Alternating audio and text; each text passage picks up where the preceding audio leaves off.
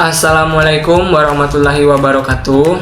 Halo semuanya, perkenalkan nama saya Alpiansa dengan NPM A1G024016 dengan dosen pengampu Bunda Ike Kurniawati MPD. Pada video kali ini kita akan membahas mengenai penerapan konsep pendidikan Merdeka Belajar. Sebelumnya teman-teman sudah tahu belum apa itu Merdeka Belajar? Mari kita simak video ini.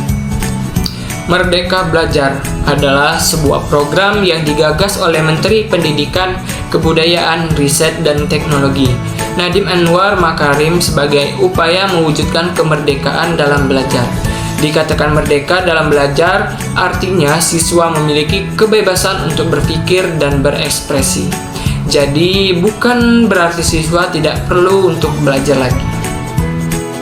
Adapun tujuan dari kurikulum Merdeka Belajar itu yang pertama membangun suasana belajar yang lebih menyenangkan bagi guru dan siswa, memberikan keleluasaan pada sekolah dalam mengadakan penilaian dan penerapan kurikulum sesuai dengan kondisi sekitar, memenuhi kebutuhan peningkatan sumber daya manusia dalam menghadapi era revolusi industri 4.0, menciptakan peserta didik yang berjiwa merdeka serta tidak merasa dikekang oleh ketentuan dan peraturan dalam pembelajaran sehingga mereka dapat menemukan potensi dan kemampuan diri masing-masing, mempercepat pencapaian tujuan pendidikan nasional yang tertuang dalam Undang-Undang Nomor 20 Tahun 2003 tentang Sistem Pendidikan Nasional.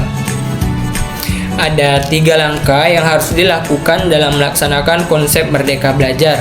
Yang pertama itu menciptakan lingkungan pendidikan berbasis teknologi. Pengaruh teknologi pada lingkungan pendidikan tidak dapat terelakkan.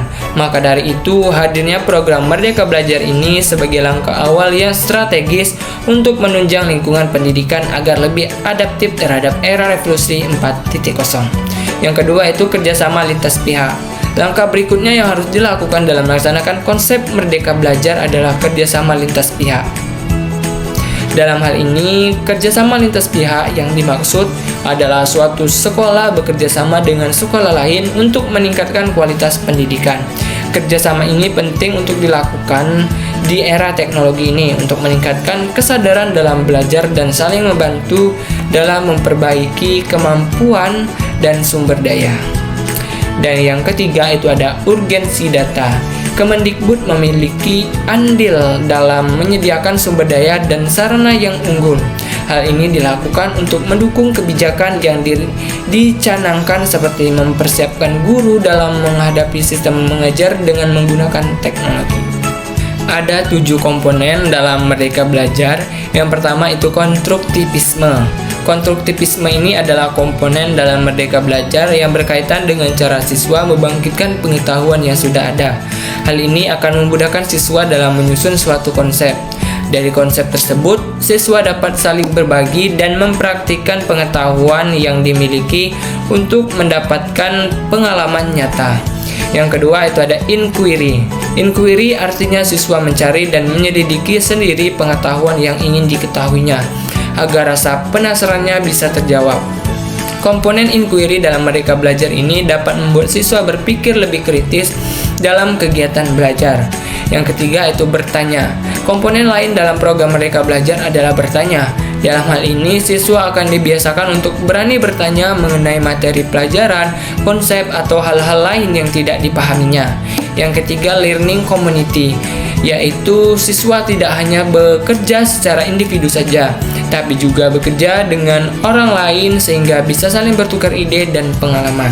Yang kelima itu ada modeling. Modeling dalam komponen Merdeka Belajar artinya ada contoh atau model yang bisa diikuti siswa saat mengerjakan sesuatu, seperti hasil karya seni, narasumber, dan lain sebagainya.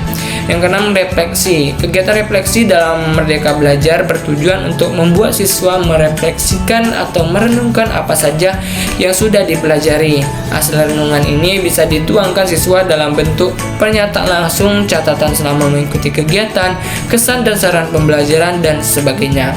Dan yang terakhir itu autentik, yaitu asesmen pengetahuan dan keterampilan yang telah dipelajari siswa akan ditukar dan dinilai. Penilaian atau authentic assessment ini bisa dilakukan secara berbeda-beda tergantung jenjang pendidikan siswa. Peran guru dalam Merdeka Belajar itu sangat penting. Yang pertama, guru sebagai pendidik dan pengajar, guru sebagai mediator dan fasilitator, guru sebagai pengelola, guru sebagai domestator, guru sebagai pembimbing dan motivator, guru sebagai evaluator. Dalam program Merdeka Belajar, guru dituntut untuk lebih aktif sebagai pelopor kesuksesan penerapan program tersebut. Dengan peran-peran guru tersebut, diharapkan guru dapat mewujudkan program Merdeka Belajar dalam proses pembelajarannya.